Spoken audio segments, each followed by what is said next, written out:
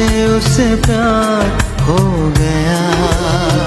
ঢালিউডের glamorous নায়িকা পরিমণি, যিনি তার অভিনয় আর ব্যক্তিগত জীবনের আলোচিত ঘটনাগুলোর জন্য সবসময় শিরোনামে থাকেন। শোনা যায় তিনি তার ভার্টিগো সমস্যার কারণে সম্প্রতি ঘটে যাওয়া এক ভূমিকম্পের কথা বুঝতেই পারেননি।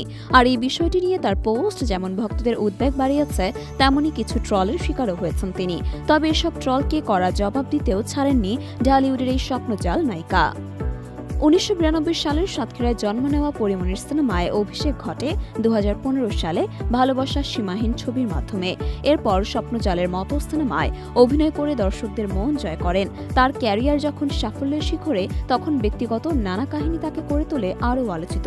প্রেম, বিচ্ছেদ, আইনি জটিলতা বা সামাজিক মাধ্যমে প্রকাশিত তার সরাসরি মন্তব্য সবই তাকে খবরের শিরোনামে নিয়ে আসে।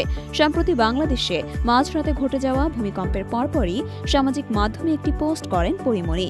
সেখানে তিনি লিখেছেন, আমার এমন ভার্টিগো যে ভূমিকম্প টের পাই না, আমার সারাক্ষণই এমন ভূমিকম্প ফিল হয়, কেমন অসহায় লাগে এসব ভাবলে। আল্লাহ সবাইকে সুস্থ রাখুক। তার এই মন্তব্যে ভক্তরা উদ্বেগ প্রকাশ করে এবং তার সুস্থতা কামনা করে। তবে কিছু নেটিজেন মজার মন্তব্য করে হাহা রিয়াকশন দেন। তাদের উদ্দেশ্যে পরিমণি সপাটে লিখেছেন, এতগুলো মূর্খ আমার এই পোস্টে হাহা দিচ্ছে, এইগুলো কি খায় আসলে। প্রসঙ্গত, পরিমণি দীর্ঘদিন ধরে ভার্টিগো সমস্যায় ভুগছেন। এই অসুখের কারণে মাঝে মধ্যেই হাসপাতালে যেতে হয় তাকে। আর তা নিয়েই ভক্তদের তার সরল শেয়ারিং কখনো দুঃখ দেয়, আবার কখনো হাস্যরসের সৃষ্টি করে। একদিকে তার ব্যক্তিগত জীবনের জটিলতা যেন থামছেই না। ভিসা জটিলতায় নিজের সিনেমার প্রিমিয়ারে অংশ নিতে না পারার হতাশা থেকে শুরু করে জীবন সংগ্রামের নানা কথা তিনি প্রায়ই শেয়ার করেন সামাজিক মাধ্যমে।